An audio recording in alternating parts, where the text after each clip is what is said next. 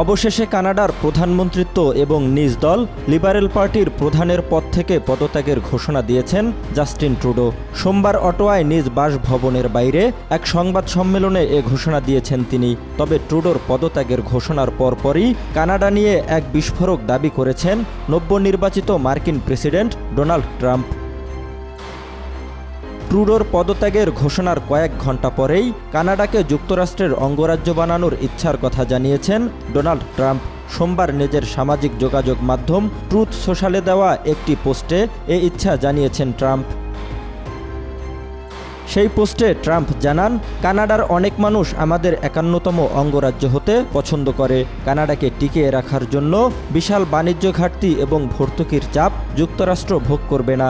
Justin Trudeau এটা জানতেন বলেই পদত্যাগ করেছেন। ট্রাম্প তার পোস্টে আরও লিখেছেন, যদি কানাডা যুক্তরাষ্ট্রের সঙ্গে সংযুক্ত হয় তাহলে সেখানে কোনো শুল্ক থাকবে না, কর অনেকটাই কমে যাবে। সেই সঙ্গে ক্রমাগতভাবে ঘিরে থাকা রাশিয়ান এবং চীনা জাহাজের হুমকি থেকে কানাডা সম্পূর্ণরূপে নিরাপদ থাকবে।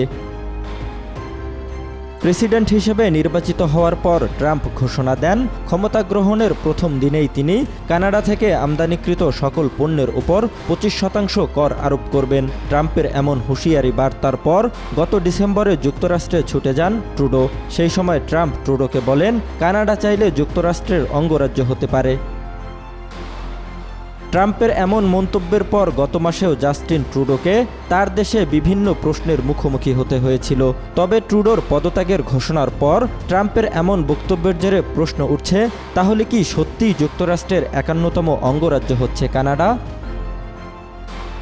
জহিরুল ইসলাম, আজ কাল।